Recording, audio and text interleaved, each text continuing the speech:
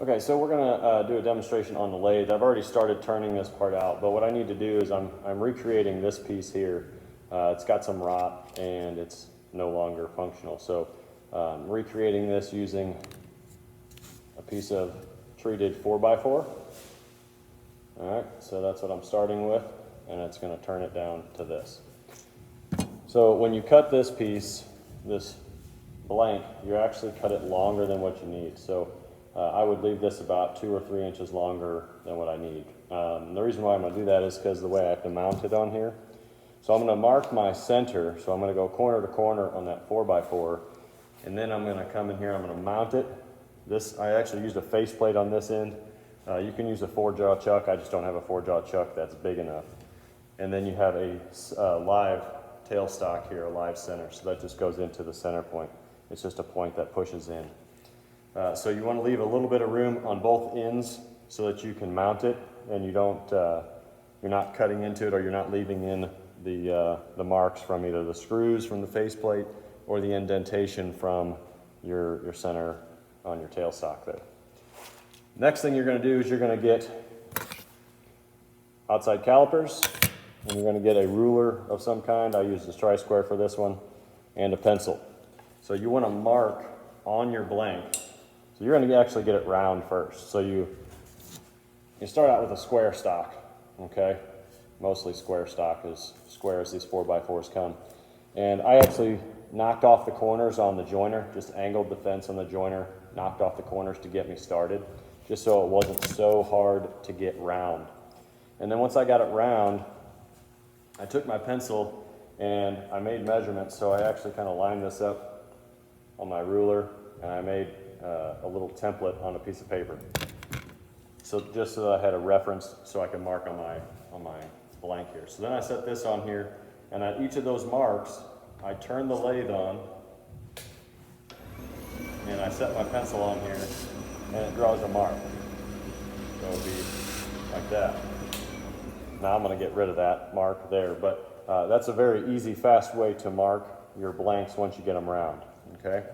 So at each interval, so my maximum diameter I marked the very top where it's round and flat on the top. So I marked that smallest diameter there.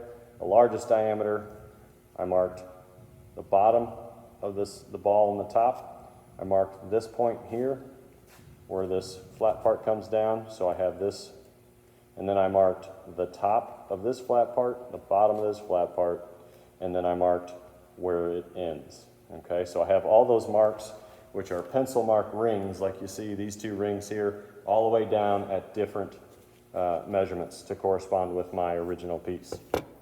Then I start with what's called a parting tool. So this is a parting tool for the lathe. So it's just a flat carving chisel. So we're going to dig into and make these rings. Okay, so that's where I'm at right now. So I'm finishing up. I got all my rings down to the diameter except for these down here, or what is like the dowel, okay? So I just made it about every inch. I just kind of eyeballed that about every inch. I went in and made a part inside there. So it's a part like a part in your hair. So you're putting a groove in there, getting down to the diameter that you need, okay? And I check that with my outside calipers. So I have my outside calipers set to the diameter of my piece here, okay? So then I start parting into my blank, and then once I get to that, it should grab but slip over. So it touches and then slips over. So it's very easy to push through, but it should rub. You actually want to make it a little bit larger than what your final diameter is, because you're going to do some sanding on it. So you want to allow just a little bit of room for sanding. So I still got a little bit of work to do here. You don't want to force it over there. So if you just give it a little gentle push and it doesn't go, then you know you need to carve it down a little bit more. All right, so let's do some more parting. So I'm going to keep my outside calipers handy right here so I can part down into my blank and then easily check it as I get from one mark to the next. So let's do some carving.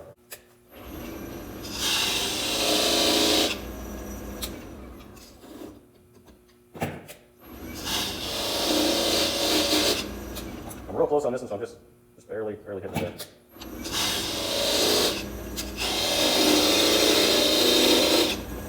So when I carve on this, I'm putting it down up against my tool rest here, and I'm pushing it in, and I'm kind of giving a little lift up on the handle to dig in, because as that diameter gets smaller, this center actually is going to change, or the radius is going to change. So I'm digging into that radius as it gets thinner.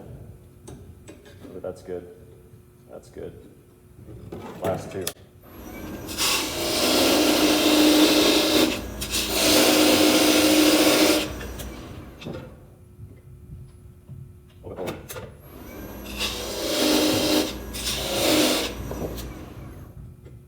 That's good. That'll work.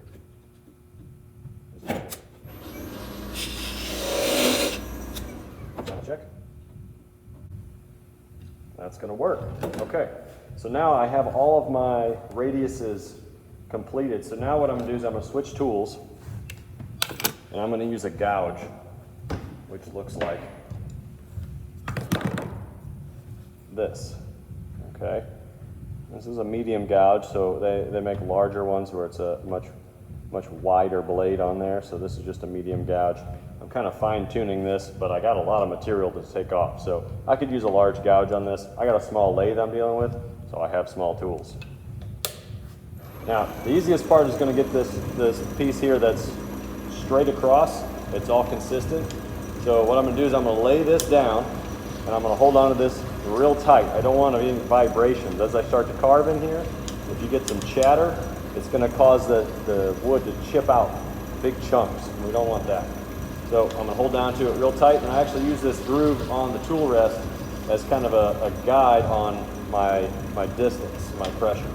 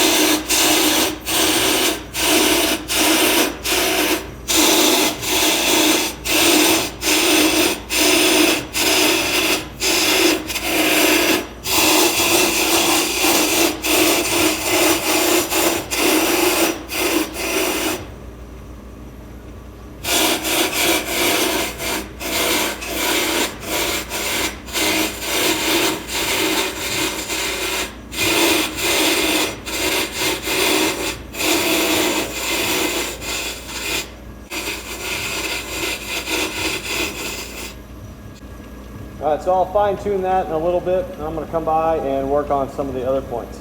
So I just want to reference my original piece again and make sure I don't get lost on where I'm at. Well, I actually already have this part here, the flat part, turned down to the right diameter, so I need to do this radius right here. And I already have this turned down to diameter as well, so I'm just working on this little radius right here.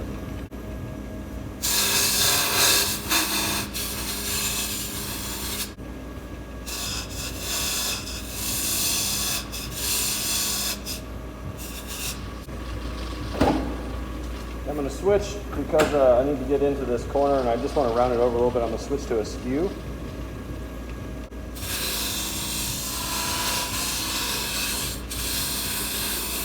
This is also going to allow me to get this nice and flat.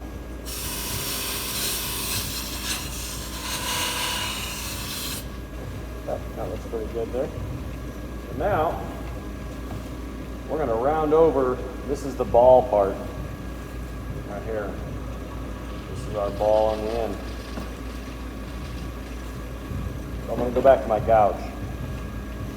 Now this middle line right here is the outside diameter, the very center of it. So everything else kind of gets tapered from there. This was my example of how to mark it with a pencil. Let's just get rid of that. Now we're not confused.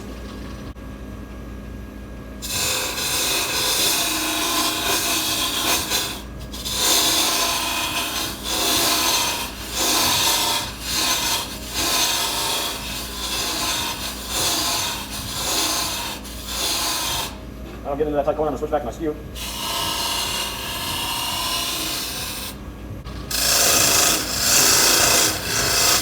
Now this right here is kind of in my way, so I'm going to take that down a little bit, but I'm going to use a parting tool to take that down. So this is what it would be like if I was parting those rings in there. I just got to be careful, because I got screws going in there into this faceplate, screwing it in, so I don't want to hit the screws with my parting tool. That just gives me a little clearance for my tool.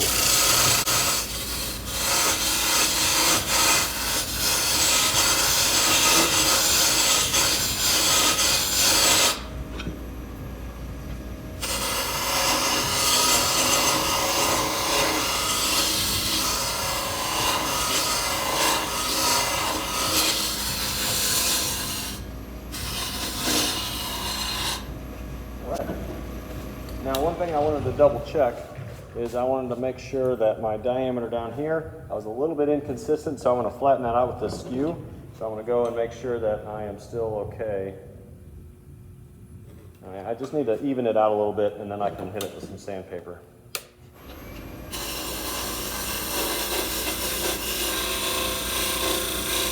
So when I'm doing this, I'm actually looking at the top. I'm not looking at my tool. I look at my tool as I go to approach the wood, and then I'm watching the top so I can see the profile where my high spots are and where my low spots are.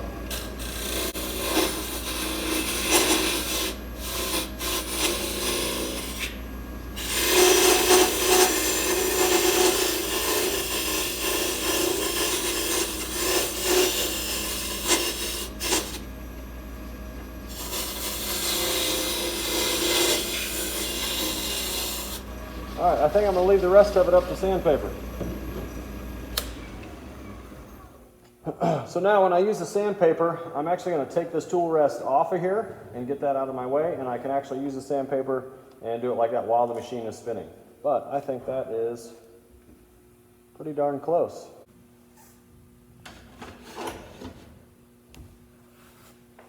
It's pretty good. I'll take that. All right, we're going to go ahead and start sanding. I got this kind of cleaned up. I got my shop vac kind of set up here to take a lot of that fine sawdust. Sandpaper I'm going to use is 80, 100, and 120. I'm going to be painting this. This is treated lumber, and it's going outside, so I'm not focused so much on a really high, slick, polished finish. So I'm going to start with 80. I have some strips here, so what I'm going to do is I'm going to turn it on at full speed, and I'm going to run this back here like this, pulling towards me, making sure not to wrap it, because if you wrap it, it can actually grab and then wrap your hands up. Seen it happen.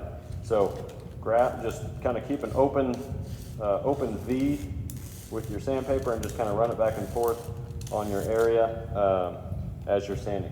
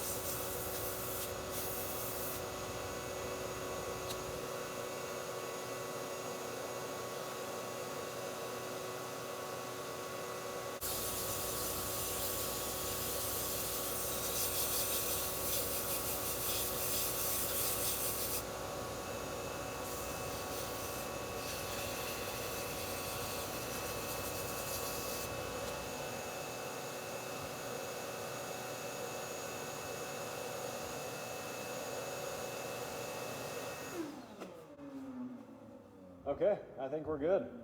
Now we're ready for paint. Before we paint it though, I actually am going to cut off the ends. So I'm going to do that on the bandsaw. Slide that out of the way, and then this, actually, you're going to twist this. I might need a wrench for it. Nope, got it.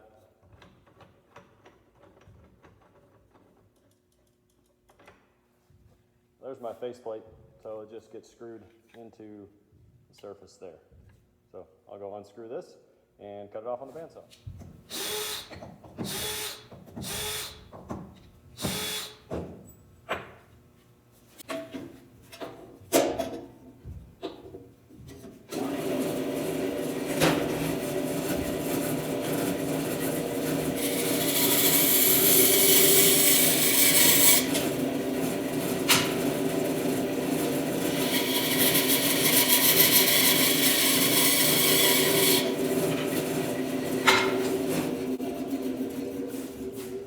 All right, so we have this little flat part on top there. I'm gonna hit that with the belt sander, and the bottom, I don't have anything, so I'm done with that part.